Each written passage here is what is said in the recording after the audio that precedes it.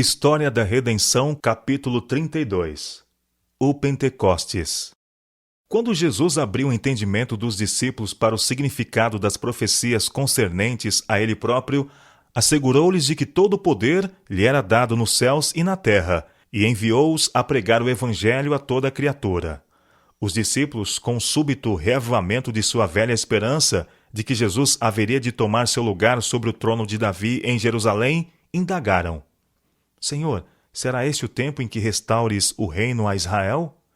O Salvador, em referência ao assunto, pôs a incerteza em suas mentes, replicando que não lhes competia conhecer os tempos ou as épocas que o Pai reservou para sua exclusiva autoridade. Os discípulos começaram a esperar que o maravilhoso derramamento do Espírito Santo influenciasse o povo judeu a aceitar a Jesus. O Salvador absteve-se de explanar mais alguma coisa, pois sabia que quando o Espírito Santo fosse derramado sobre eles, em medida completa, suas mentes seriam iluminadas e haveriam de compreender inteiramente o seu trabalho e retomá-lo onde ele o havia deixado. Os discípulos reuniram-se num aposento superior, unindo-se em oração às mulheres crentes, com Maria, mãe de Jesus, e seus irmãos. Estes irmãos que tinham sido descrentes estavam agora plenamente firmados na fé pelas cenas que acompanharam a crucifixão e pela ressurreição e ascensão do Senhor. O número de pessoas reunidas era cerca de 120. O derramamento do Espírito Santo. Ao cumprir-se o dia de Pentecostes, estavam todos reunidos no mesmo lugar. De repente veio do céu um som, como de um vento impetuoso, e encheu toda a casa onde estavam assentados. E apareceram, distribuídas entre eles, línguas como de fogo, e pousou uma sobre cada um deles.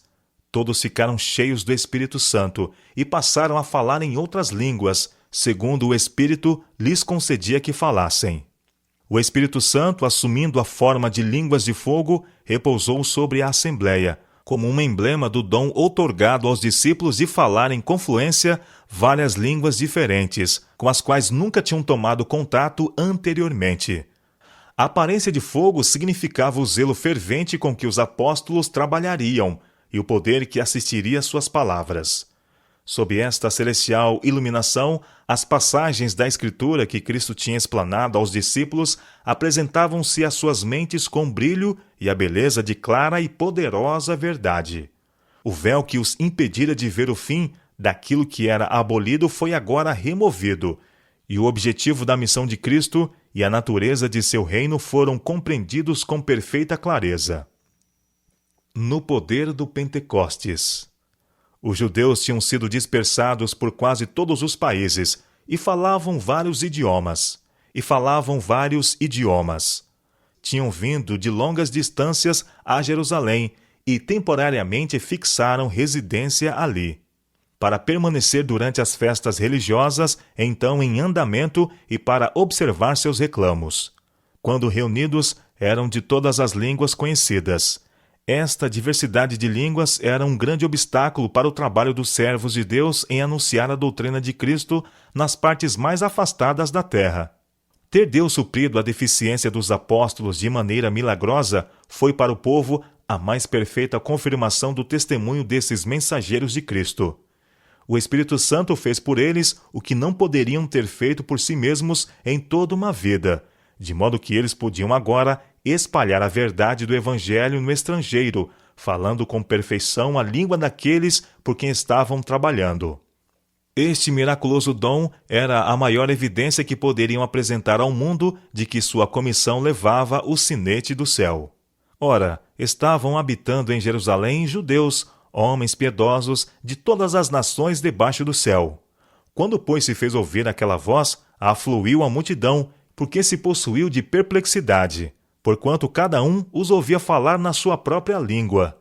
Estavam, pois, atônitos e se admiravam, dizendo: Vede, não são, porventura, galileus todos esses aí que estão falando? E como os ouvimos falar, cada um em nossa própria língua materna? Os sacerdotes e príncipes ficaram grandemente irados com esta maravilhosa manifestação, que era referida através de toda Jerusalém e cercaninhas. Mas não ousaram demonstrar sua má disposição, por temor de se exporem ao ódio do povo. tinham levado o mestre à morte. Porém, aqui estavam seus servos e letrados homens da Galiléia, mostrando o maravilhoso cumprimento da profecia e ensinando a doutrina de Jesus em todas as línguas então faladas. Eles falavam com poder das maravilhosas obras do Salvador e desdobravam aos seus ouvintes o plano da salvação na misericórdia e sacrifício do Filho de Deus. Suas palavras convenciam e convertiam milhares que as ouviam. As tradições e superstições inculcadas pelos sacerdotes foram varridas de suas mentes, e eles aceitaram os puros ensinamentos da palavra de Deus. O sermão de Pedro.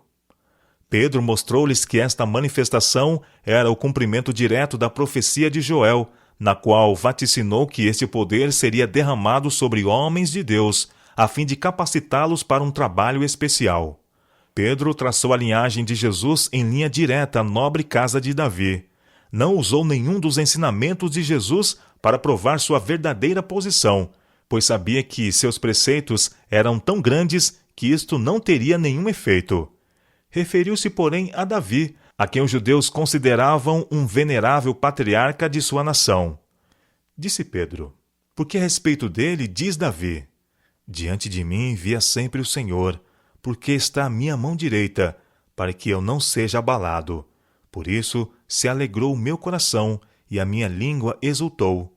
Além disto, também a minha própria carne repousará em esperança, porque não deixarás a minha alma na morte, nem permitirás que o teu santo veja a corrupção.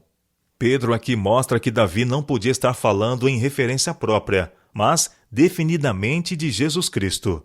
Davi morreu a morte natural como outros homens. Sua sepultura, com o venerável pó que continha, tinha sido preservada com grande cuidado até aquele tempo. Davi, como rei de Israel e também como profeta, tinha sido especialmente honrado por Deus. Em profética visão foi-lhe mostrado a vida futura e o ministério de Cristo. Viu sua rejeição, julgamento, crucifixão, sepultamento, ressurreição e ascensão. Davi testificou que a alma de Cristo não seria deixada no inferno, nem sua carne veria corrupção. Pedro mostrou o cumprimento desta profecia em Jesus de Nazaré.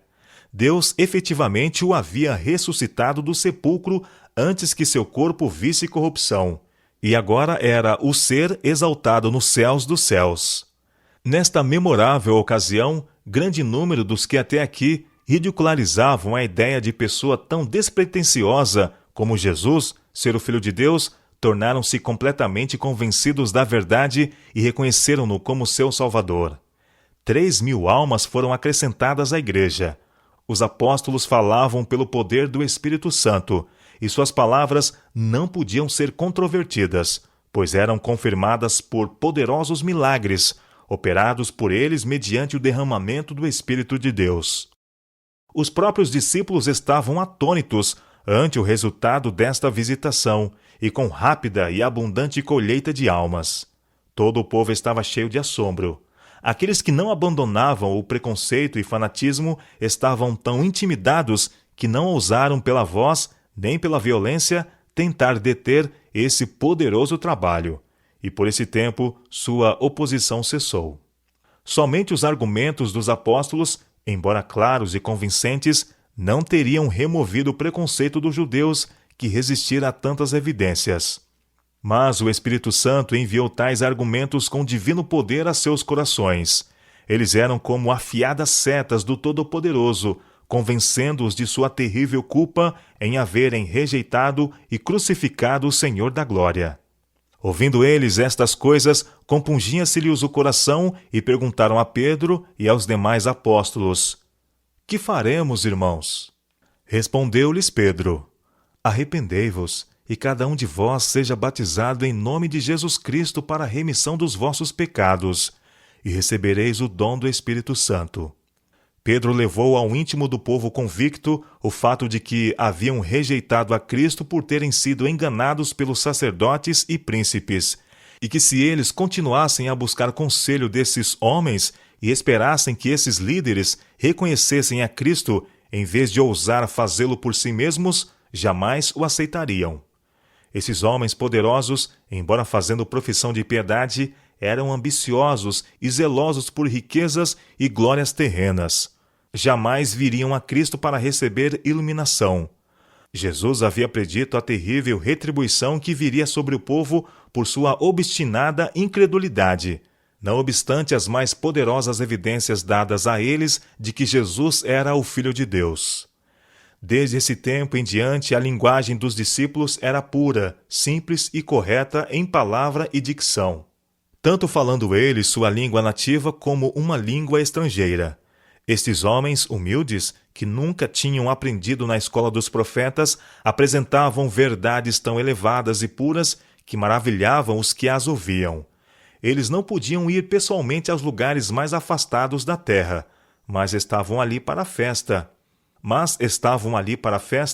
Homens de todos os quadrantes do mundo, e as verdades recebidas por eles foram levadas para seus vários lares e anunciadas entre seu povo, ganhando almas para Cristo. Uma lição para nossos dias. Este testemunho com respeito ao estabelecimento da Igreja Cristã é-nos dado não apenas como uma parte importante da história sagrada, mas também como uma lição. Todos os que professam o nome de Cristo devem aguardar, vigiar e orar com um só coração. Toda diferença deve ser posta de lado, e a unidade e o terno amor de uns para com os outros permear o todo. Então nossas orações poderão subir juntas ao nosso Pai Celestial com vigorosa, fervorosa fé. Então poderemos aguardar com paciência e esperança o cumprimento da promessa. A resposta pode vir com súbita velocidade e sobrepujante poder, ou pode demorar por dias e semanas, e nossa fé receber uma prova.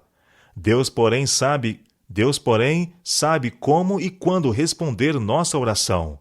É nossa parte do trabalho colocarmos-nos a nós mesmos em associação com o divino canal. Deus é responsável por sua parte no trabalho. Ele é fiel ao que prometeu. A grande e importante questão conosco é ser um só coração e uma só mente, colocando de lado toda a inveja e maldade, e como humildes suplicantes, vigiarmos e aguardarmos.